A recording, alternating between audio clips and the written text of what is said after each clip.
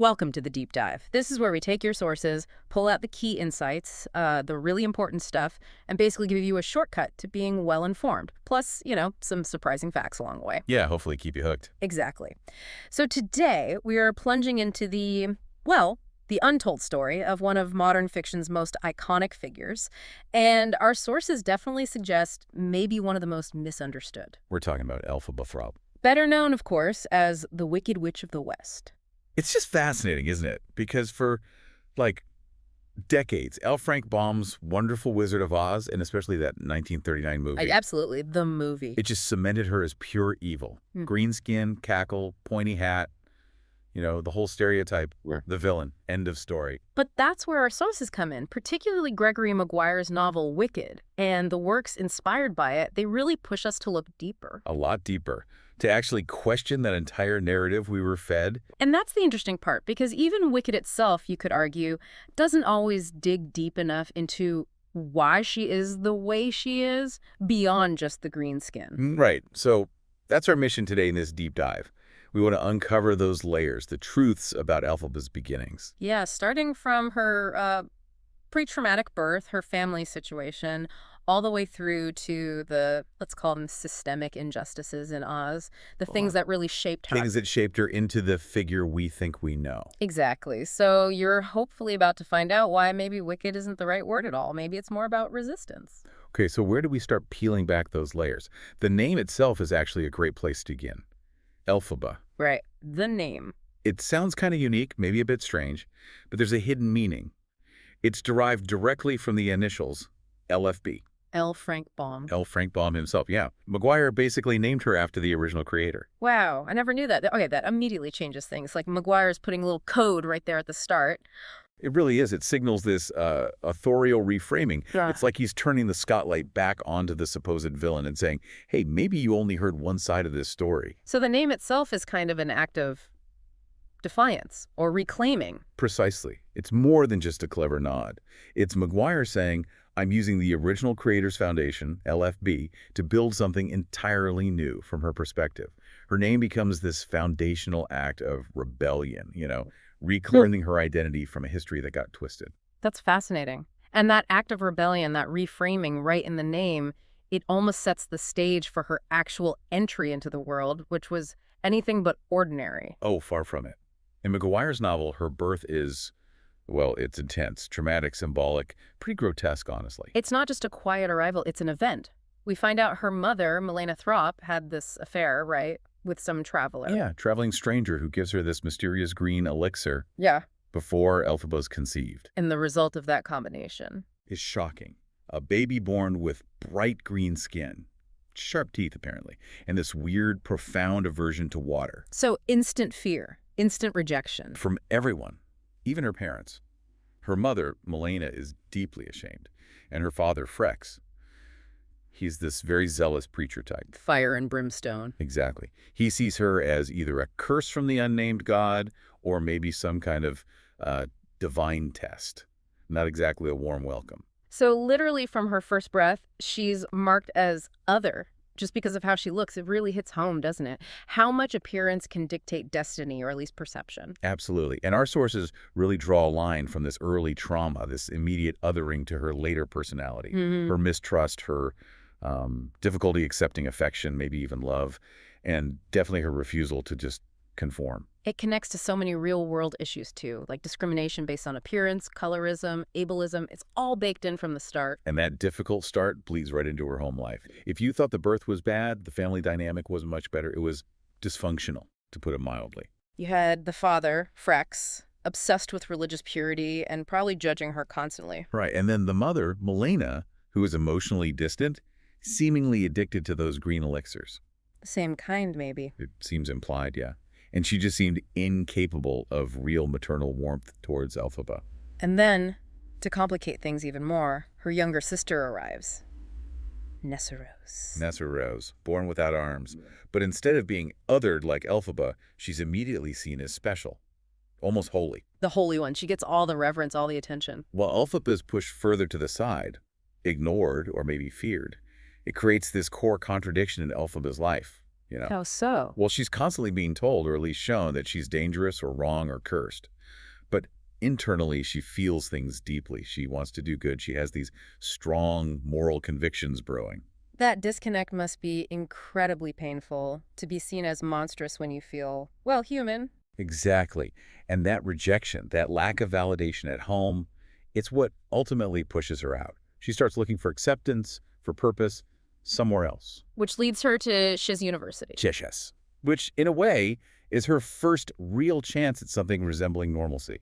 Maybe even connection. Though it doesn't start easy, right? No. She shows up green skin and all, there's mockery, ostracism. Oh, for sure. She's an immediate target. But then something shifts.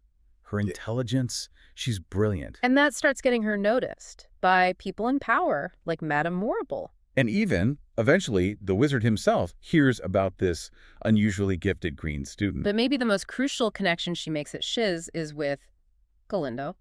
Glinda, who later becomes Glinda the Good Witch. Yeah. Their relationship is complex. It's really the heart of the story in many ways. They start as roommates, right? Total opposites forced together. Total opposites, and they clash, but then they become friends, maybe even best friends, then rivals in a sense, and then somehow back to friends again on a different level. It's such a journey.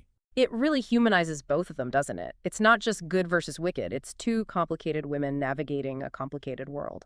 Absolutely. And you see Elphaba initially looks at Glinda and sees everything. She's not popular, beautiful, socially graceful, loved. Blonde. Blonde, yes. Very important in Oz, apparently. Mm-hmm. But over time, Elphaba earns Galinda's respect. Not by trying to be like her, not by fitting in. But by being herself, by Right. standing out with this fierce integrity. Exactly. Their friendship really becomes this testament to how different people can find common ground, how empathy can actually bridge huge divides. It's a real glimmer of hope for Elphaba. A genuine connection. But that hope, that sense of maybe finding her place, it takes a pretty sharp turn when she gets summoned to the Emerald City. Yeah, that's a huge moment. She thinks, finally, recognition for my talent. Intelligence is going to be used for something good. She has these, like, high hopes. Meeting the wizard, contributing. But what she finds is devastating. It raises that question, doesn't it? Right. What happens when everything you hope for turns out to be a lie? And the lie is a big one. Huge. She discovers the wizard isn't this wonderful, benevolent leader. He's exploiting the animals. And remember, in Oz, animals can talk. They're sentient beings. He's stripping them of their rights, their speech. Yes. And using propaganda, basically fake news Oz style, to keep everyone in line and silence any dissent. It's a political regime built on lies. Wow, that betrayal. You can see how that would just break something in her, or maybe forge something new. It absolutely transforms her. She goes from being this intellectual outcast trying to find her way to becoming a radical, an activist. She chooses truth, even though it's dangerous, even though it means defying the entire system. She chooses truth over comfort, over acceptance. And that's really the core of that iconic song from the musical Defying Gravity. Right. It's not just about flying. Not at all. It's an anthem. It's about anyone who's been pushed down, told they're wrong, who finally decides, no, I'm rising up on my own terms. And that act of defiance going against the wizard, it has immediate, massive consequences for how she's perceived. Oh, absolutely. And this is one of the smartest things Wicked does, I think. It really dissects media manipulation. How the narrative gets controlled. Exactly. As soon as Elphaba goes rogue, refuses to cooperate with the wizard's plans, he and Madame Morrible launch a campaign. A smear campaign. A full-on propaganda war. They use the Ozian press, rumors, everything to twist her actions, to paint her as this monstrous, evil figure, a threat to Oz. They need a public enemy to distract from their own corruption. Precisely. And that is the moment Elphaba Throp, the intelligent, passionate, albeit awkward student, becomes the Wicked Witch of the West. That label is manufactured. It's imposed on her by those in power. It's chilling how relevant that feels. You see it happen all the time, right? Yeah. Public figures, activists, whistleblowers, Roof. vilified by powerful forces controlling the story. It's a stark reminder. But the key thing, according to our sources, is that even though her reputation is destroyed, her integrity actually remains intact. She knows she's doing the right thing, even if the world sees her as wicked.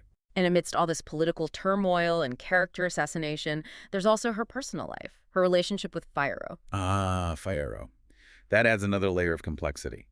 He starts out as this seemingly shallow, carefree prince type. Sort of the opposite of Elphaba in many ways. Very much so. But her conviction, her passion, her Elphaba-ness, it changes him profoundly. He sees past the green skin, past the He reputation. falls in love with her fire, her commitment to justice, and ultimately he chooses to defy expectations too. He stands with her. And seemingly dies protecting her, right, which fuels her grief and maybe her anger even more. It seems that way. It adds to the tragedy. But then there's the ending. Her supposed death, melted by Dorothy. The iconic scene, bucket of water.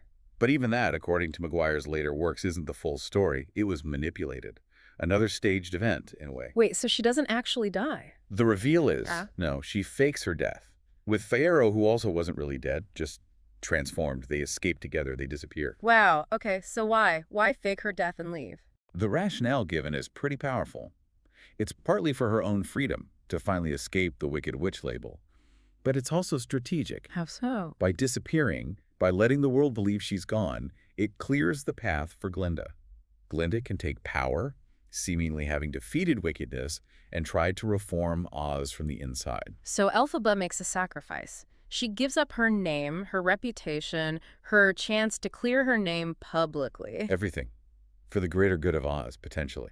And for her own peace. It's incredibly bittersweet, isn't it? Yeah, she gets freedom but loses, well, almost everything else. Her legacy, her country, any chance of public redemption is gone. It leaves you wondering, though, what kind of reforms could Glinda actually make? Can the system really be changed from within, especially after all that? That's a big question. So when we wrap this all up, what's the final picture of Elphaba? What's the takeaway from this deep dive?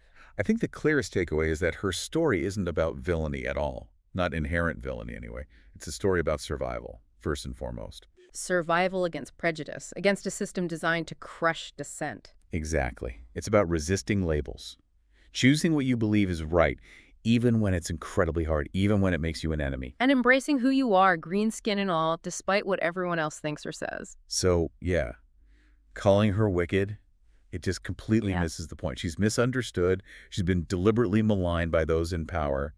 And maybe, in her own way, she's magnificent. Her story really forces us to think about truth, doesn't it? How it's recorded, how it's told. Absolutely. It shows that the official story, what's in the history books or the headlines, isn't always the whole story. Often is the version that serves the powerful. Which leads us to that final thought for you listening. If Elphaba's story could be twisted so completely, what other stories out there might be distorted?